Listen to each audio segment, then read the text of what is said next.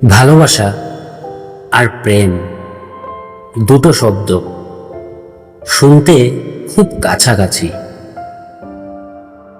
তবু তাদের মাঝে একটা দূরত্ব আছে যেটা কেবল অনুভবেই ধরা যায়, শব্দে নয়।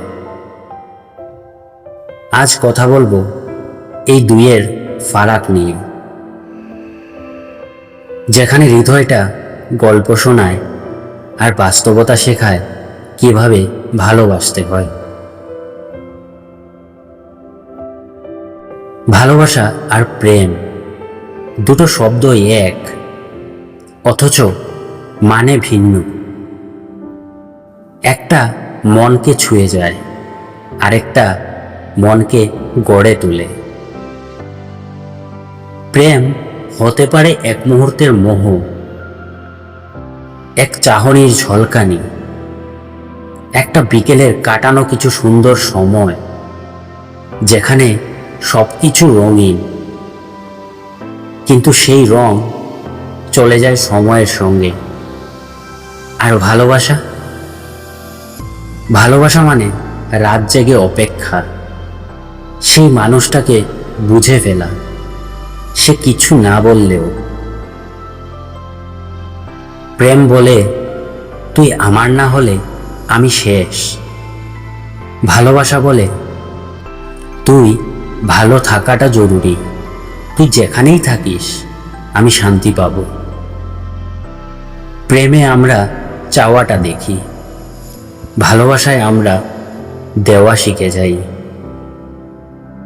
প্রেমে আবেগ হঠাৎ জ্বলে ওঠে, ভালোবাসা সময় নিয়ে নীরবে একটা গাছের মতো বড় হয়।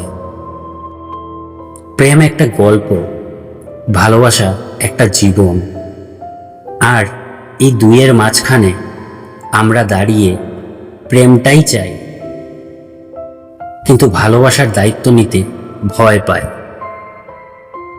তাই হয়তো আজকের প্রেমগুলো এত ছোট আর সম্পর্কগুলো এত ঠুনকো। তাই আজও আমরা কারো চোখে প্রেমটাই খুঁজি, কিন্তু মন খোঁজে সেই ভালোবাসা, যে ভালোবাসা থাকার চেয়ে বোঝার মধ্যেই বেশি নির্ভরতা রাখে।